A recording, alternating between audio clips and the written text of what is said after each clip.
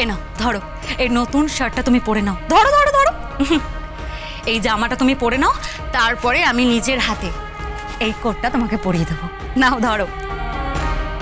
আর দেখো বাবা, ওই যে ওখানে আমি তোমার জন্য নতুন জুতো এনেছি।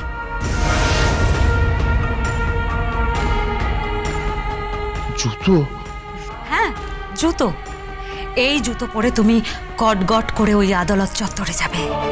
হ্যাঁ বাবা। বাবা, তোমার স্বপ্ন ছিল না কেস লড়া? হ্যাঁ, সতের জন্য কেস লড়া, সত্যের জন্য কেস লড়া, তোমার স্বপ্ন ছিল না? বলো না বাবা, তোমার স্বপ্ন ছিল না? হ্যাঁ তাই আমার ছিল ছিল। আর সেই স্বপ্ন তোমার কে ভঙ্গ করেছিল বাবা? ওই অগ্নিজিৎ মুখার্জি, তাই না?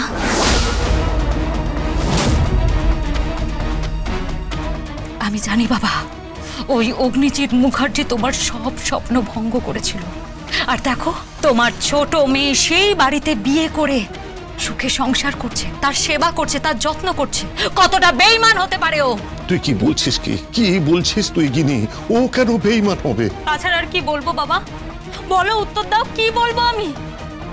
তুমি আমাকে খারাপ বলো, তুমি আমাকে চতুর বলো, তুমি বলো যে আমি যে সমস্ত কাজ করি তার পেছনে নাকি কোনো না কোনো উদ্দেশ্য থাকে। কিন্তু ওকে কি বলবে তুমি? বোনকে তুমি কি বলবে?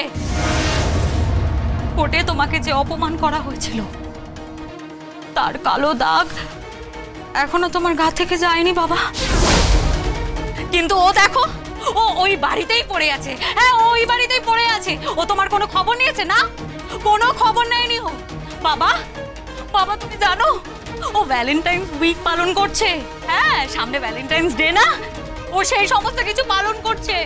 ও পুরো মুখার্জি পরিবার সাজাচ্ছে, মুখার্জি বাড়ি সাজাচ্ছে, নিজের ঘর সাজাচ্ছে। তুমি বাবা, তুমি এই অন্ধকার বস্তির মধ্যে পড়ে আছো। একবারও ও তোমার খবর নিচ্ছে? নিচ্ছে না বাবা, নিচ্ছে না। বাবা, বাবা আমি তোমার জন্য একটা অফিস ঠিক করেছি।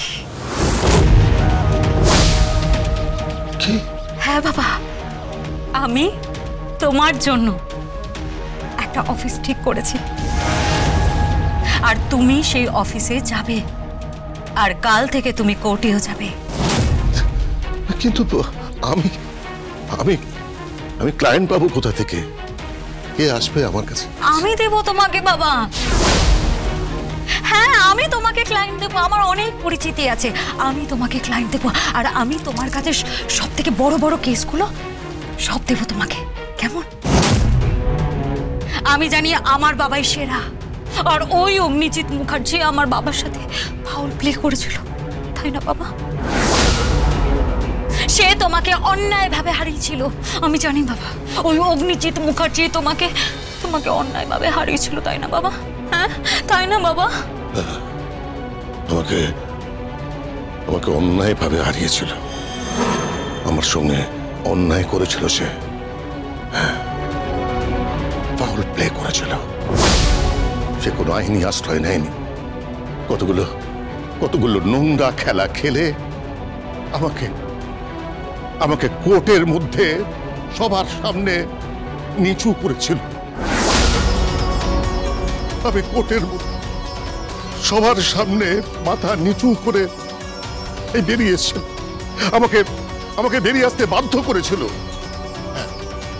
আমি নাকি ঘুষখোর, আমি নাকি টাকা নিয়ে সেটেল করে ক্লায়েন্টকে হারিয়ে দিয়েছি। আর বিশ্বাস কর, আমি তারপর থেকে ঘেন্নায় বাড়ি চলে এসেছি।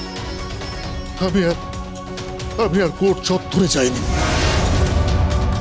বাবা, যাবে বাবা তুমি। হ্যাঁ, তুমি কোর্টে যাবে বাবা।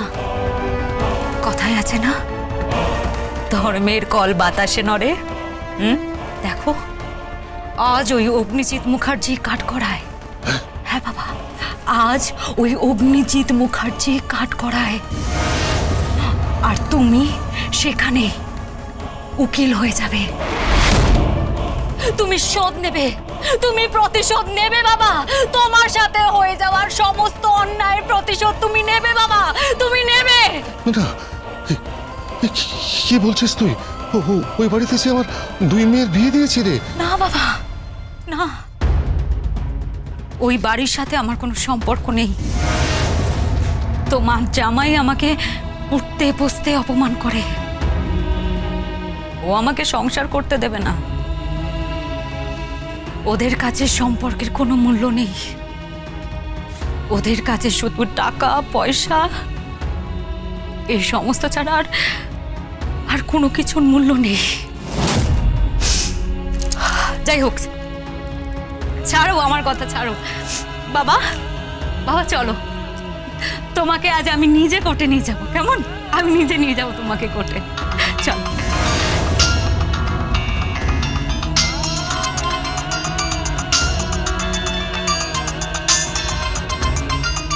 গীতা ফোন করেছে, ফোনটা আমাকে দাও।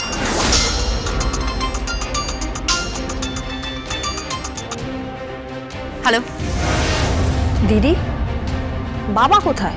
কেন? না মানে বাবা খেয়েছে কিনা, মা রান্না বান্না করেছে কিনা। সেটা তোকে ভাবতে হবে না রে, তুই শ্বশুর বাড়িটাকে নিয়ে ভাব। হ্যাঁ, স্বামীর সাথে তো দিব্যি সংসার করছিস, ভ্যালেন্টাইন্স উইক পালন করছিস। আজকে তো আবার ভ্যালেন্টাইন্স ডে, তাই না? আনন্দ করবি, হইচই করবি, স্বামীকে বলবি ভালোবাসি ভালোবাসি, এইসবই তো করবি তুই। আর আমার বাবা অন্ধকারে পড়ে থাকবে না, আমার বাবা পড়ে থাকবে না অন্ধকারে। আমি আমার বাবাকে সাফল্যের চূড়ায় দেখতে চাই, বুঝতে পেরেছিস? Yes, আমি আমার বাবাকে সাফল্যের চূড়ায় দেখতে চাই। I am proud of my father, বুঝতে পেরেছিস তুই? আমি তোর মতো স্বার্থপর নই। দিদি, মতলব করছিস না কোনো? তুই কি মতলব করছিস বলতো? আর তুই ওখানে কি করতে গেছিস? দেখতেই পাবি, বুঝতে পেরেছিস? খুব শিগগিরই তুই দেখতে পাবি। দিদি, হ্যালো হ্যালো হ্যালো। কি হলো? কি বুঝতে পারছি না। দিদি বাবার কাছে পৌঁছে গেছে। কি বলছো কি তুমি? হ্যাঁ, কি সব যেন বলছিল। আমি শিওর ও ওখানে যখন গেছে কিছু একটা ক্যালকুলেশন তো করেছেই, কিছু একটা ঘটনা তো ঘটাবেই। ওকে আমি একদমই বিশ্বাস করি না। এবার দেখো তো, দেখো।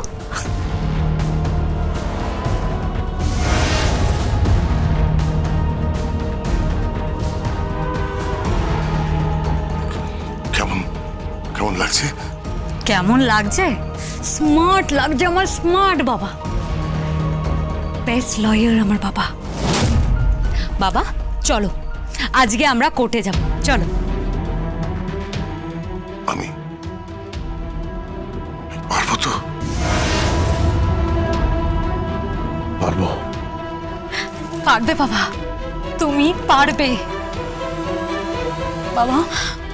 বাবা, বোন তোমাকে দাবিয়ে রেখেছিল, তাই না? বোন যখন তোমাকে কোর্টে নিয়ে গেছিল তখনও তুমি ওর জুনিয়র হিসেবে কাজ করেছিলে। তখনও ও তোমাকে অপমান করেছিল বাবা, তাই না? তোমাকে অপমান করেছিল না বাবা?